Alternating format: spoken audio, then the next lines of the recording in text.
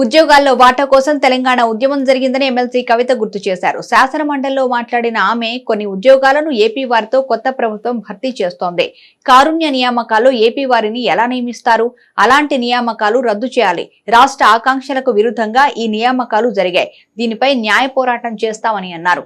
దయచేసి తెలంగాణ యువత పొట్టకొట్టద్దని ప్రభుత్వాన్ని కోరారు. ప్రత్యేకించి తెలంగాణ రాష్ట్రం ఏర్పడడం వెనకాల నిరుద్యోగులు తమ ఉద్యోగాలు, మరి ముఖ్యంగా తెలంగాణ యువకులు మనకు దక్కాల్సినటువంటి వాటా మనకు దక్కాలనే విషయం మీద ఉద్యమం చేసినటువంటి సంగతి తెలంగాణ ప్రజలందరికీ తెలిసిందే అధ్యక్ష.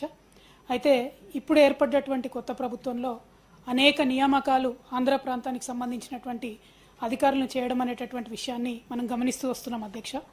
మరి ముఖ్యంగా municipal administration and urban development department ఏదైతే గౌరవ ముఖ్యమంత్రి రేవంత్ రెడ్డి గారి దగ్గర ఉన్నదో ఆ డిపార్ట్మెంట్లో నిన్న మొన్న జరిగిన అనామలీని మీ ద్వారా ప్రభుత్వం యొక్క దృష్టికి తీసుకురావడానికి నేను ప్రయత్నం చేస్తూ ఉన్నాను అధ్యక్ష. ఇందులో ఈ నెల 9వ తారీఖు నాడు మున్సిపల్ అడ్మినిస్ట్రేషన్ డిపార్ట్మెంట్ వాళ్ళు ఒక ఆర్డర్ ఇచ్చినారు అధ్యక్ష.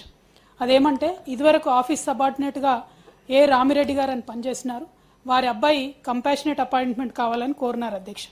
ఇందులో చాలా స్పష్టంగా వారి అబ్బాయి ఏ రఘునాథ్ రెడ్డి గారు has studied from 1st to 10th class at Kurnool district, Andhra Pradesh, and therefore his locus status is in Andhra Pradesh అని రాస్తూ కిందేమన్నారంటే వారు తెలంగాణ ప్రాంతం వారు కాకపోయినప్పటికీ ఇక్కడ ఉద్యోగం ఇవ్వాలి, దానికి రిలాక్సేషన్ ఇవ్వాలని చెప్పి ఇంజనీరింగ్ చీఫ్ గారు కోరారు. కాబట్టి మరి దానికి తగ్గట్టుగా 2007లో చేసినటువంటి ఒక జీవోని కోట్ చేస్తూ రిలాక్సేషన్ ఇవ్వడం జరిగింది అధ్యక్ష. ఇక్కడ దారుణం ఏంటంటే అధ్యక్ష, 2007లో ఇంకా ఉమ్మడి ఆంధ్రప్రదేశ్లో ఉన్నాం మనం. అప్పుడు ఉన్నటువంటి రూల్స్ ఏవైతే ఉన్నాయో ఇప్పుడు తెలంగాణ రాష్ట్రం ఏర్పడ్డ తర్వాత ఇప్పుడు అప్లై చేసి ఇప్పుడు కర్నూలు ప్రాంతం వాళ్లకు మన రాష్ట్రంలో కంపాషనేట్ అపాయింట్మెంట్ ఇవ్వడం అన్నది మేము తీవ్రంగా అభ్యంతరం తెలియజేస్తూ ఉన్నాం అధ్యక్ష. ఇప్పుడు మనము ప్రెసిడెన్షియల్ రూల్స్ కూడా మార్చుకొని తెలంగాణ రాష్ట్రం ఏర్పడ్డాక ఏ నియామకాలు జరిగినా 95% తెలంగాణ వాళ్ళకు వచ్చే విధంగా మనం చేస్తూ ఉన్నాం అధ్యక్ష. ఈ పేపర్స్లో కోట్ చేసినటువంటి రూల్ అధ్యక్ష సభ దృష్టికి మీ ద్వారా తీసుకొస్తా ఉన్నాం.